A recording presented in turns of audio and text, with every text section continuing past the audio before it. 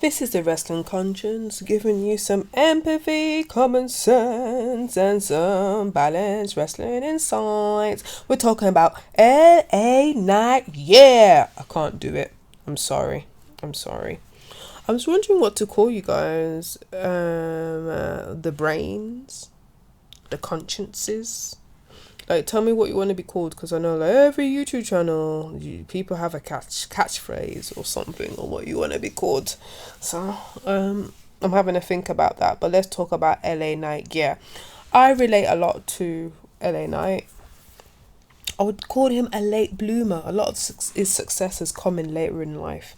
And I respect that. And I respect this guy's never giving up. And he just tries and works hard and found like a myriad of paths to get to where his success is.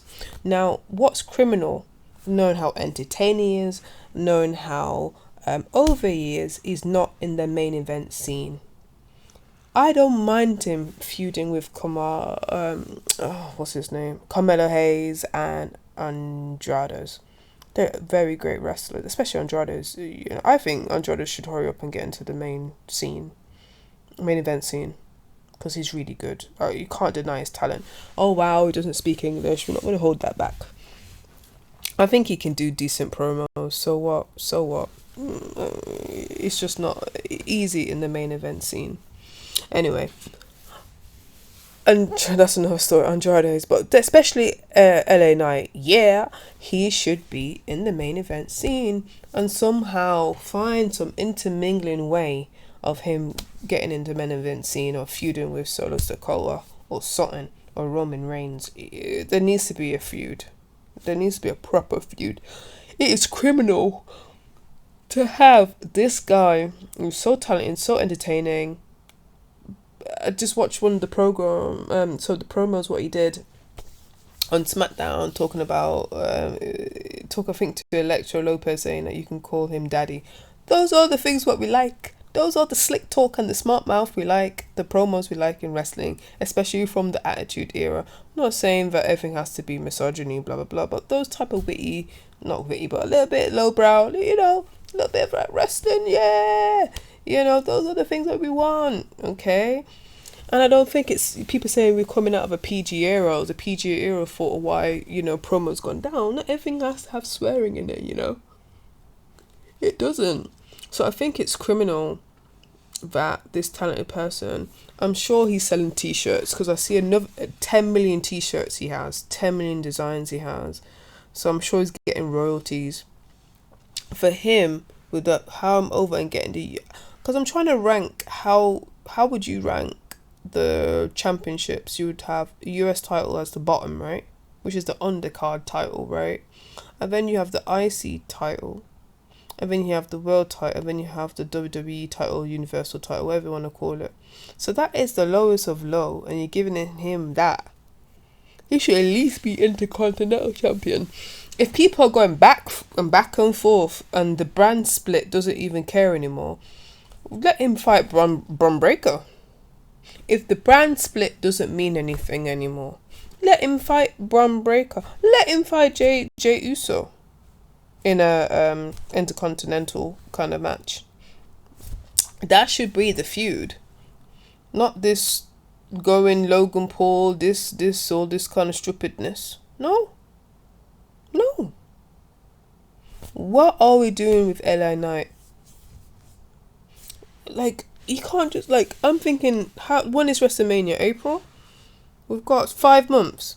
So I feel like if you do one cycle of feuds, that's like at least 2 pay-per-views, 3 pay-per-views max. That is 3 pay-per-views, 3 months. That's take us to, and about February, take us to Royal Rumble. 1 feud then, and then another feud. So there's room for 2 or 3 feuds. Name me 3 opponents on SmackDown who, on the caliber of LA Knight, who you could feud with. I don't want Kevin Owens. Forget that, because just forget that. Feud with Randy Orton, but why? If they're both face, why? Who else? Who else could he feud with? Cody Rhodes, that's the only person I can think of. He's already done AJ Styles already.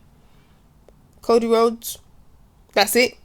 The charisma versus semi charisma. Charisma is obviously LA Knight. Freaking hell. So I don't know what to do.